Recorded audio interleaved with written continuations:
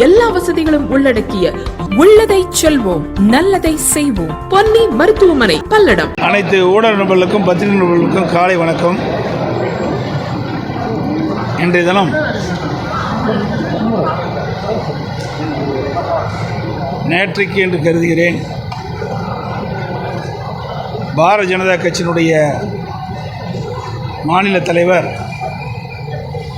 திரு அண்ணாமலை அவர்கள்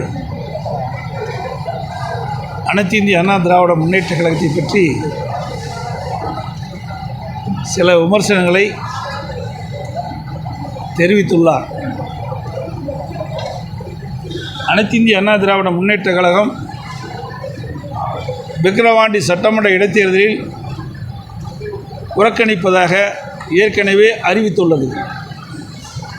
அதற்கு என்ன காரணம் என்பதையும் நாங்கள் ஏற்கனவே விளக்கியமாக தெரிவித்துவிட்டோம். இருப்பினும் வேண்டுமென்றே அனைத்து இந்திய அண்ணா திராவிட முன்னேற்ற கழகத்தை குறை சொல்லி திட்டமிட்டு பேசியிருக்கின்றார். இந்த தேர்தலிலே அனைத்து இந்திய அண்ணா திராவிட முன்னேற்ற கழகம் போட்டிட்டிருந்தால் 3வது இடம் 4வது இடம் வந்திருக்கும் என்று ஒரு கருத்தை தெரிவித்திருக்கின்றார். அவர் மெத்த படித்தவர், மிகப்பெரிய அரசியல் ஞானி. அவருடைய கணிப்பு அப்படி இருந்திருக்கின்றது. நடந்து முடிந்த நாடாளுமன்ற தேர்தல், விழுப்புரம் நாடாளுமன்ற தொகுதியில் விக்கிரவாண்டி சட்டமன்ற தொகுதி வருகிறது. அதில் அனைத்து இந்திய அண்ணா திராவிட முன்னேற்ற கழகத்தைச் சேர்ந்த நாடாளுமன்ற வேட்பாளர் சுமார் 6800 வாக்குகள் தான் குறைவாக பெற்றிருக்கின்றார். 2வது இடத்திலே அனைத்து இந்திய அண்ணா திராவிட முன்னேற்ற கழகம் இருக்கின்றது. அதுவும் நாடாளுமன்ற தேர்தல், சட்டமன்ற தேர்தல் அல்ல. ஆனால் விக்கிரவாண்டி சட்டமன்ற இடைத்தேர்தலிலே அனைத்து இந்திய அண்ணா திராவிட முன்னேற்ற கழகம் புறக்கணிப்பதற்கு பல்வேறு காரணங்களை நாங்கள் எடுத்து சொல்லியிருக்கின்றோம். விடியா திமுக ஆட்சி பொறுப்பேற்ற பிறகு ஈரோடு கிழக்கு சட்டமன்ற இடைத்தேர்தல் வந்தது. அந்த தேர்தலில் எப்படி திராவிட முன்னேற்ற கழகம் நடந்து கொண்டது என்று நாடே அறியும்.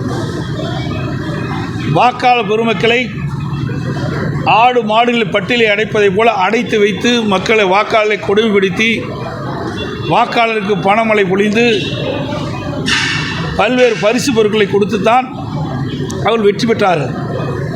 ஜனநாயக முறைப்படி தேர்தல் நடக்கவில்லை. இது திரு அண்ணாமலைக்கும் தெரியும். அப்பொழுது எங்கள் கூட்டணியில் அங்க வைத்தார். அவரும் தேர்தல் பிரச்சாரத்துக்கு வந்தார். அவரும் பரப்புரையிலே பல்வேறு கருத்துக்களை தெரிவித்திருக்கின்றார். அப்படி இருந்தும் வேண்டுமென்றே திட்டமிட்டு இந்த விக்கிரவாண்டி சட்டமன்ற இடைத்தேர்தலிலே அனைத்து இந்திய அண்ணா திராவிட முன்னேற்ற கழகம்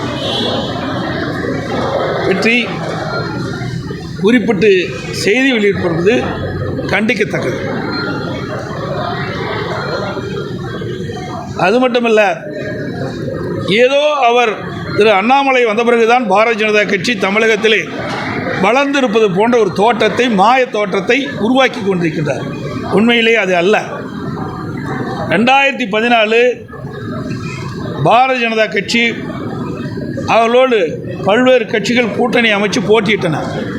இப்போ இருக்கின்ற 2024 பாரதிய ஜனதா தலைமையிலே அமைக்கப்பட்ட கூட்டணியில் அப்பொழுதும் பல கட்சிகள் இடம்பெற்றிருந்தன. 2014 பாரதிய ஜனதா கட்சி, பாட்டாளி மக்கள் கட்சி, தேமுதிக, புதிய நீதி கட்சி, மறுமலர்ச்சி திராவிட முன்னேற்ற கழகம், இன்னும் பல கட்சிகள்லாம் கொங்கு நாடு தேசிய கட்சின்னு இருக்கிறது. இன்னும் பல கட்சிகள்லாம் ஒன்றாக இணைந்து 2014 போட்டியிட்டார்கள். அப்பொழுது கோவை நாடாளுமன்ற தொகுதியிலே மரியாதைக்குரிய இன்றைக்கு மேதக ஆளுநராக இருக்கின்ற திரு சிபி ராதாகிருஷ்ணன் போட்டியிட்டார். அப்பொழுது அண்ணா திமுக வேட்பாளரை விட 42,000 வாக்குகள் தான் குறைவாக பெற்றார். இப்பொழுது 2024 நாடாளுமன்ற தேர்தலிலே, கோவை நாடாளுமன்ற தேர்தலிலே பாரதிய ஜனதா கட்சியின் சார்பாக திரு அண்ணாமலை போட்டியிட்டார். அவர் திராவிட முன்னேற்ற கழக வேட்பாளரை விட 1,18,000 வீட்டு குறைவாக பெற்றிருக்கின்றார். அப்படி என்றால் எங்கே பாரதிய ஜனதா வளர்ந்துருக்குது? அதோடு 2014ஆம் ஆண்டு பாரதிய ஜனதா கூட்டணியில் பெற்ற வாக்குகள் 18.80. தற்போது பாரதிய ஜனதா தலைமையில் அமைக்கப்பட்ட கூட்டணிகள் பெற்ற வாக்கு 18.28. ஆக 0.52% குறைவாகத்தான் வாக்குகளை பெற்றுக்கின்றார்கள். அவர் தினந்தோறும் பேட்டி கொடுத்து கொண்டிருக்கிறார். பேட்டியிலே தன்னை அடையாளப்படுத்திக் கொண்டிருக்கின்றார். அவர் பாரதிய ஜனதா கட்சியினுடைய மாநில தலைவராக வந்த பொழுது என்ன புதிய திட்டத்தை மத்திய அரசின் மூலமாக தமிழ்நாட்டு மக்களுக்கு பெற்று தந்திருக்கின்றார்? எதுவுமே கிடையாது. வாயிலே வடை சுட்டுக்கிட்டு இருக்கார். எப்பொழுது பார்த்தாலும் பொய் செய்திகளை வெளியிட்டு கொண்டிருக்கின்றார். மற்ற கட்சிகளே அவதூறாக பேசுவதால் அவர் தொடர்ந்து வழக்கமாக கொண்டிருக்கின்றார். அது மட்டுமல்ல, கோவை நாடாளுமன்ற தொகுதியிலே போட்டியிட்ட பொழுது 100 வாக்குறுதிகள் 500 நாளில் நிறைவேற்றப்படும் சொன்னார்.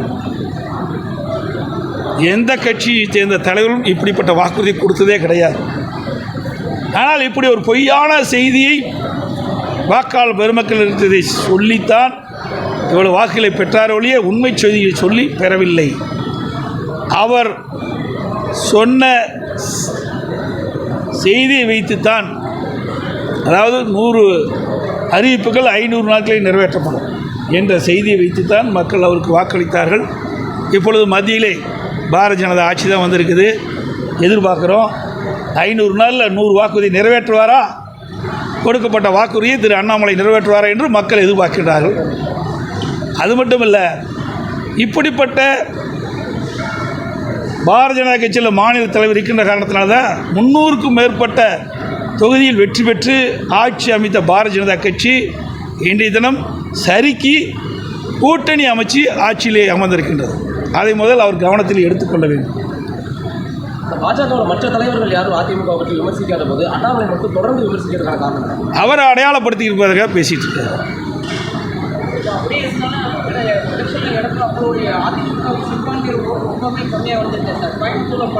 அதாவது சிறுபான்மை பெரும்பான்மை என்று பிரித்து பார்க்காதீங்க. நாட்டில் அப்படி இருக்கக்கூடாதுன்னு தான் அதிமுகவுடைய நிலைப்பாடு. ஜாதிக்கும் மதத்திற்கும் அப்பாற்பட்ட கட்சி அனைத்து இந்திய அண்ணா திராவிட முன்னேற்ற கழகம். இதிலே சட்டமன்றத்துக்கு இந்த தேர்தல் இல்லை, இது நாடாளுமன்ற தேர்தல். நல்லா எண்ணி பாருங்க. 2019 நாடாளுமன்ற தேர்தல் நடந்தது. அப்போது சுமார் 22 சட்டமன்ற தொகுதி கிடைக்கும் இடைத்தேர்தல் நடந்தது. அதில் எல்லாமே திமுக போட்டிட்டது, அண்ணா திமுக போட்டிட்டது. அப்போ சூலூர்லேயும் போட்டிட்டோம். அப்போ திமுக இங்கே யார் நியூஸ் சொன்னாங்களே, கம்யூனிஸ்ட் தான் நாடாளுமன்றத்தில். அப்போ நாடாளுமன்றத்துக்கு கம்யூனிஸ்ட் கட்சியை சேர்ந்தவர் நின்னார். அப்போ அவர் வெற்றி பெற்றார். இப்போ சூலூரில் சகோதரர் கந்தசாமி போட்டிட்டார். அந்த இடைத்தேர்தல் நாங்கள் வெற்றி பெற்றோம். இப்படி தமிழ்நாடு முழுவதும் 9 இடத்துல நாங்கள் வெற்றி பெற்றோம். சட்டமன்றத்தில், பாராளுமன்றத்தில் அவர்கள் வெற்றி பெற்றாங்க. ஆக இது தமிழ்நாட்டு மக்களை பொறுத்த வரைக்கும் நாடாளுமன்றத்துக்கு ஒரு மாதிரி வாக்களிக்கிறாங்க, சட்டமன்றத்துக்கு ஒரு மாதிரி வாக்களிக்கிறாங்க. இதுதான் நிலைப்பாடு. சரி, விக்கிரவாண்டி இடைத்தேர்தலில் அதிமுகவினர் வந்து என்ன பாமகவுக்கு வந்து வாக்களிக்கணும் அப்படின்னு சொல்லி ராமதாஸ் கேட்டிருக்காரு. அது அவருடைய விருப்பம். எல்லாமே அவருடைய எல்லாமே அந்தந்த கட்சியுடைய தலைவருடைய விருப்பப்படி அவர்கள் கேட்குறாங்க. சார், அண்ணாமலை ஒன்றிணைப்பை விரைவில் அப்படின்னு சொல்லி சசிகலா தொடர்ந்து சொல்லிட்டு இருக்காங்க. அதே வேளையில் ஓபிஎஸ் சசிகலாவை பார்க்குறேன் அப்படின்னு இருக்காரு. ஓபிஎஸ் மீண்டும் வந்தால் சேர்த்துக்குவீங்களா? ஓபிஎஸ் மீண்டும் அதிமுக நானா இணைகிறேன் அப்படின்னு சொல்லி இணைக்கிறது. அதாவது அவர் போகிறது வர்றது அப்படிலாம் அந்த கட்சி கிடையாது. இது கடையில் விற்கிற பொருள் அல்ல, இது ஒரு கட்சி. அதிமுகவுக்கு என்று சில விதிமுறைகள் இருக்கின்றன. அந்த விதிமுறைப்படி தான் கட்சி நடத்துவோம். இன்றைக்கு இந்த கட்சிக்கு விரோதமாக அவர் ஈடுபட்ட காரணத்தினால்தான் அனைத்து இந்திய அண்ணா திராவிட முன்னேற்ற கழகத்திலிருந்து அவர் அடிப்படை உறுப்பிலிருந்து நீக்கப்பட்டார். இது நானோ அல்லது அறிவிச்சவர் வேலுமணியை நீக்கல. அனைத்து இந்திய அண்ணா திராவிட முன்னேற்ற கழக தொண்டர்களுடைய மனநிலையில் அங்கு வந்த பொதுக்குழு உறுப்பினர்கள் அவளுடைய எண்ணப்படி தீர்மானம் கொண்டு வரப்பட்டு பொதுக்குழுவில் ஏகமனதாக தீர்மானம் நிறைவேற்றப்பட்டு அந்த தீர்மானத்தின் அடிப்படையில் தான் அவர் அடிப்படை உறுப்பிலிருந்து நீக்கிறோம், பொறுப்பிலிருந்து நீக்கிறோம். அவர் மட்டுமல்ல, அவரோடு சேர்ந்து 3 பேரும் நீக்கப்படுகிறாங்க. ஆக இது பொதுக்குழுவால் எடுக்கப்பட்ட முடிவு. ஒட்டுமொத்த அனைத்து இந்திய அண்ணா திராவிட முன்னேற்ற கழக தொண்டனுடைய குரலை பொதுக்குழு உறுப்பினர் மூலமாக ஒழிக்கப்பட்டு பொதுக்குழு உறுப்பினர்கள் எடுத்த முடிவின்படி அவர்கள் அடிப்படை உறுப்பினர் நீக்கப்பட்டவர்கள். அவர்கள் சேர்த்துக்கின்ற எண்ணம் ஒருபோதும் கிடையாது.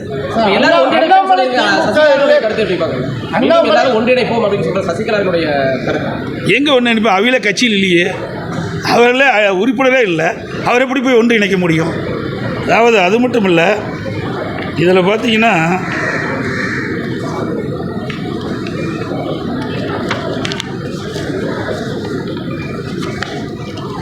திருமதி சசிகலா அம்மா அவர்கள் 2021 சட்டமன்ற பொதுத் தேர்தலின் போது அவர்களாக வெளியிடப்பட்ட அறிக்கை எல்லா ஊடகத்திலையும் பத்திரிகையிலையும் வந்தது. அந்த அப்போ என்ன சொல்லியிருக்கிறாங்க?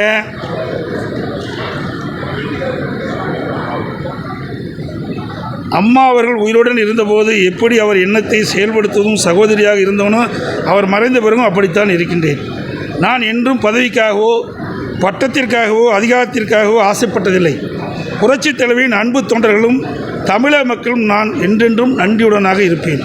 நான் அரசியலை விட்டு ஒதுங்கி இருந்து அம்மாவின் பொற்கால ஆட்சி அமைய நான் என்றும் தெய்வமாக வணங்கும் என் அக்கா புரட்சித் தலைவரிடம் எல்லாம் உள்ள இறைவனிடம் பிரார்த்தனை செய்து கொண்டே இருப்பேன். அப்பொழுதே அறிவிச்சிட்டாங்க. 2021 நான் பதவியில் இல்லைன்னு அறிவிச்சிட்டாங்க. அப்புறம் 3 ஆண்டு காலம் கழித்து இப்போ நான் ரீஎன்ட்ரிங்கிறாங்க. இது என்ன கம்பெனியா? கார்பரேட் கம்பெனியா? வேலைக்கு போயிட்டு மாதிரி இணையிறதுக்கு இது கட்சிங்க. நல்லா எண்ணி பார்க்க வேண்டும். ஆகவே உண்மையிலேயே அவர்களுக்கு மீண்டும் அனைத்து இந்திய அண்ணா திராவிட முன்னேற்ற கழக ஆட்சி தமிழகத்தில் ஏற்பட வேண்டும் என்று எண்ணினால், மனதார உளமாற எண்ணினால், எப்படி திருமதி ஜானகி அம்மா அவர்கள் கட்சி 2ஆக பிளவுபட்ட போது அவர் அழகாக அறிக்கை வெளியிட்டார். மாண்புமிகு அம்மா அவர்கள்தான் இந்த கட்சி ஏற்று நடத்துவார்கள், அவளுக்கு நான் உறுதுணையாக இருப்பேன், அனைவரும் ஒருமித்த கருத்தோடு செயல்பட்டு மீண்டும் பொன்மனச்செம்மல் புரட்சித் தலைவர் எம்ஜிஆர் ஆட்சி அமைக்க வேண்டும் என்று சொன்னார். அந்த நற்பண்பும் இவரிடத்தில் இருப்போம் என்று நாங்கள் எதிர்பார்க்கின்றோம். அது அப்படிப்பட்ட ஒரு நல்ல எண்ணத்தின் அடிப்படையில் அவர் செயல்பட்டால் நன்றாக இருக்கும் என்று தொண்டர்கள் அனைவரும் எண்ணுகிறார். திமுக பாஜக தலைவர் அண்ணாமலை இடையே ஒரு ரகசிய உறவு இருக்கு அப்படிங்கிற மாதிரி ஒரு தகவல் வருது. திமுக அண்ணாமலை இடையே ரகசிய உறவு இருக்கு அப்படிங்கிற ஒரு தகவலும் பரவிட்டு, அதை எப்படி பார்க்குறீங்க சார்? நீ அவரை கேட்டால் தான் தெரியும். எங்களுக்கு எப்படி தெரியும்? அவருக்கு எங்களுக்கு என்ன சம்மதம்? சரி, அண்ணாமலைக்கு எங்களுக்கு என்ன சம்மதம்? நீ அவர்கள் கேட்டால் அந்த உண்மையை நீங்கள் தெரிஞ்சு விடலாம். நிதியமைச்சர் பேசுகிறதா ஒரு ஆடியோவை வெளியிட்டாரு அண்ணாமலை. திமுக முன்னாள் நிதியமைச்சர் பேசுகிறதா ஊழல் குறித்து ஒரு ஆடியோ வெளியிட்டாரு. அதன் பிறகு அவர் எந்த இடத்துலையும் புகாரும் கொடுக்கல, அதுக்கு அடுத்தபடி எதையுமே செய்யலை. அப்போ இது அவருடைய யார் ஊழல் செஞ்சான்னு சொல்கிறீங்க? எனக்கு புரியல. முன்னாள் திமுக நிதியமைச்சர் அவருடைய திமுக ஸ்டாலினுடைய மகனும் மருமகனும் 30,000 கோடி ஊழல் செஞ்சு ஒரு ஆடியோ வெளியிட்டிருந்தார். விளக்கமாக கேளுங்க. அதுக்கப்புறம் அவர் அது சம்மந்தமாக எந்த புகாரும் எங்கேயும் அளிக்கலை. இதெல்லாம் அவங்களுக்குள்ள இருக்கிற ஒரு ரகசிய உறவை காட்டுதா அப்படின்னு இருக்கலாம். ஏனென்று சொன்னால் இன்றைக்கு இந்த ஊடகங்களும் பத்திரிகைகளும் ஒரு அருமையான கேள்வி கேட்டுக்கிறீங்க. அதோடு முடிஞ்சு போச்சு. அதுக்கு முன்னாடி எங்களை தான் கேள்வி கேட்டுட்டு இருக்கிறீங்க. அவர்கள் கேள்வி கேட்கவே மறுக்கிறீங்க. திராவிட முன்னேற்ற கழகம் ஆட்சி பொறுப்பேற்ற பிறகு சுமார் 30,000 கோடி அவருடைய ஆட்சி காலத்தில் பல்வேறு துறைகளில் சம்பாதிக்கப்பட்ட பணத்தை என்ன செய்வது என்று தெரியாமல் தடுமாறிக் கொண்டிருக்கார் என்ற செய்தியை ஆடியோ மூலமாக அன்றைய நிதியமைச்சர், இன்றைக்கு அமைச்சராக இருக்கின்ற திரு பழனிவேல் ராஜன் அவர்கள் தெரிவித்திருக்கிறார்கள். அதை பற்றி அவரும் பேசியிருக்கார், நாங்களும் பேசியிருக்கோம். தொடர்ந்து நாங்கள் பேசிக்கிட்டு தான் இருக்கிறோம். அந்த உண்மையெல்லாம் எங்களுடைய ஆட்சி அமைந்த பிறகு வெளியிலே கொண்டு வரப்படும்.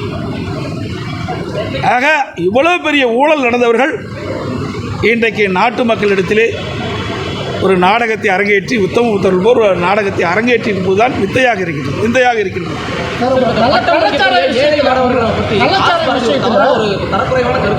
என்னங்க பட்டம் படித்து ஏழை மாணவர்கள் பற்றி ஒரு கருத்து சொல்லியிருக்காங்க. தொடர்ந்து இந்த மாதிரி ஒரு சில கருத்துக்கள் கல்வி செல்வத்தை இன்றைய தினம் கொச்சைப்படுத்தி பேசியவர் திரு ஆர்.எஸ். பாரதியார்.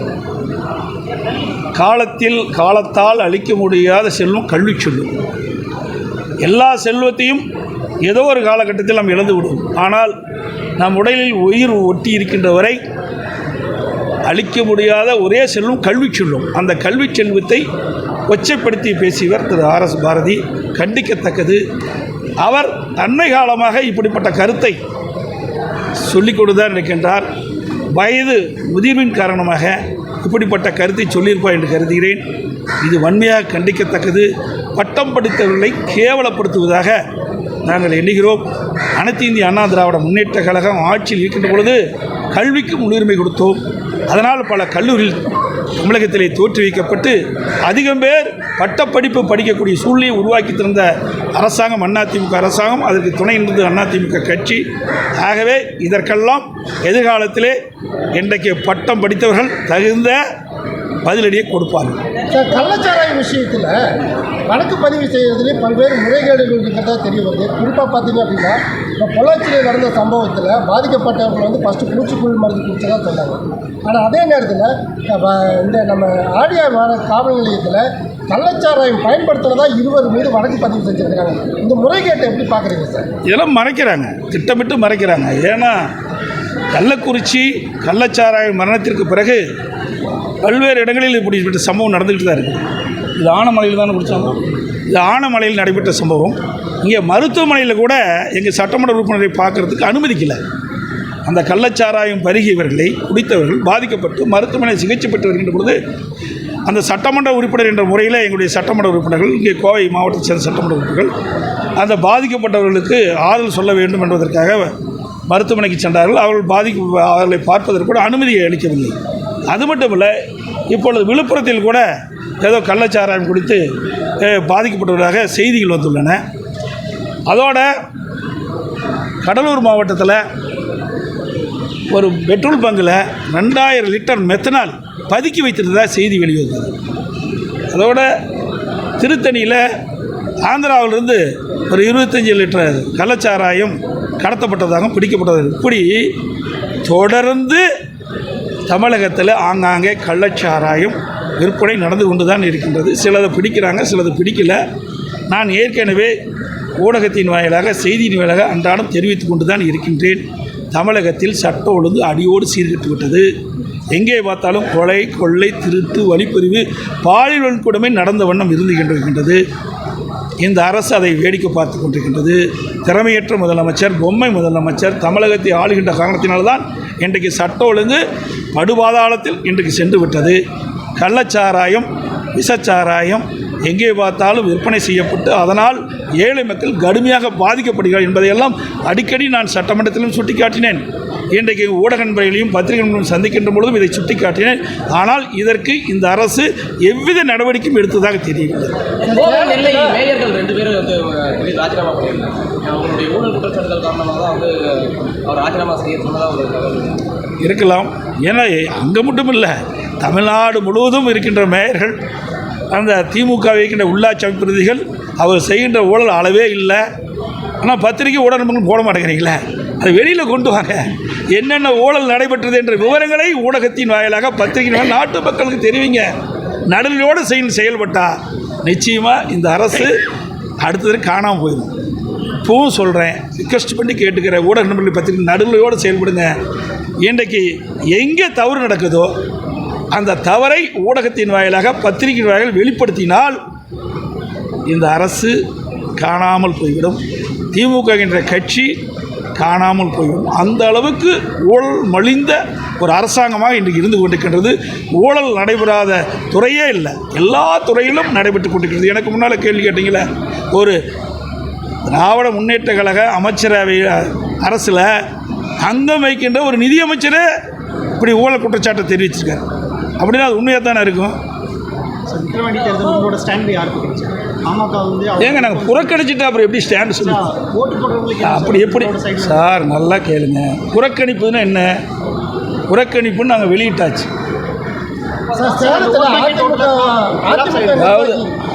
அதாவது தெளிவாக நான் சொல்கிறேன், அனைத்து இந்திய அண்ணா திராவிட முன்னேற்ற கழகம் போட்டியிடாத காரணம் தெளிவுபடுத்தி ஜனநாயக முறைப்படி அந்த தேர்தல் நடக்கும். இப்போ என்ன நடந்துகிட்டு இருக்குது? ஊடகத்திலையும் பத்திரிகையும் காட்டுறீங்களா? பொருளை பிடிக்கிறாங்க, ரோட்டில் போடுறாங்க. ராமராஜ் சட்டை இப்போ நாங்கள் போட்டிருக்க சட்டையில் விலை கம்மி. அந்த சட்டையெல்லாம் பார்த்தீங்கன்னா ஒரு சட்டை 2000 ரூபாய் 3000 ரூபாய்க்கு விற்குன்னு நினைக்கிறேன். வேஷ்டி பட்டு புடவை இத்தனையும் கூட குவிக்கிறாங்க. 10 அமைச்சர்கள் விக்கிரவாணியிலே முகாமிட்டு வீதி வீதியாக போய் பணமழைய வாக்காளருக்கு அப்படியே தாராளமாக இன்றைக்கி வாரி இறைக்கிறாங்க. தினந்தோறும் பிரியாணி போட்டுக்கிட்டு இருக்கிறாங்க. இப்படிப்பட்ட நிலையில் போய் ஜனநாயக முறை இப்படி தேர்தல் நடக்குமா? சொல்லுங்க பார்க்கலாம். ஜனநாயகமே திமுக ஜனநாயகத்தை படுகொலை செய்யுது. வாக்குப்பதிவு சதவீதம் எந்த அளவுக்கு இருக்கணும்? முடிஞ்ச பிறகு தான் சொல்ல முடியும். அதாவது வாக்கு சதவீதம் எப்படி இருக்கு என்பதை நம்ம சொல்ல முடியாது. ஏன்னா இது இடைத்தேர்தலில் 10 அமைச்சர்கள் அங்கேயே முகாமிட்டு செய்கிறார்கள். அங்கே போட்டியிடுற கட்சிகள்லாம் அங்கங்கே முகாமிட்டு செய்கிறாங்க. அதில் எவ்வளோ வாக்கு சதவீதம்ன்றது தேர்தல் முடிஞ்ச பிறகு தான் தெரியும். அதில் ஒன்றும் தெரியாது. ஆகவே நீங்கள் சிந்திச்சு பாருங்கள். அனைத்து இந்திய அண்ணா திராவிட முன்னேற்ற கழகம் தான் நாட்டு மக்களுக்கு நன்மை செய்கின்ற இயக்கம். மீண்டும் 2026 தமிழகத்தில் அனைத்து இந்திய அண்ணா திராவிட முன்னேற்ற கழகம் ஆட்சி அமைக்கும். அனைத்து கூட பத்திரிகையாளர்களுக்கும் நன்றி, வணக்கம்.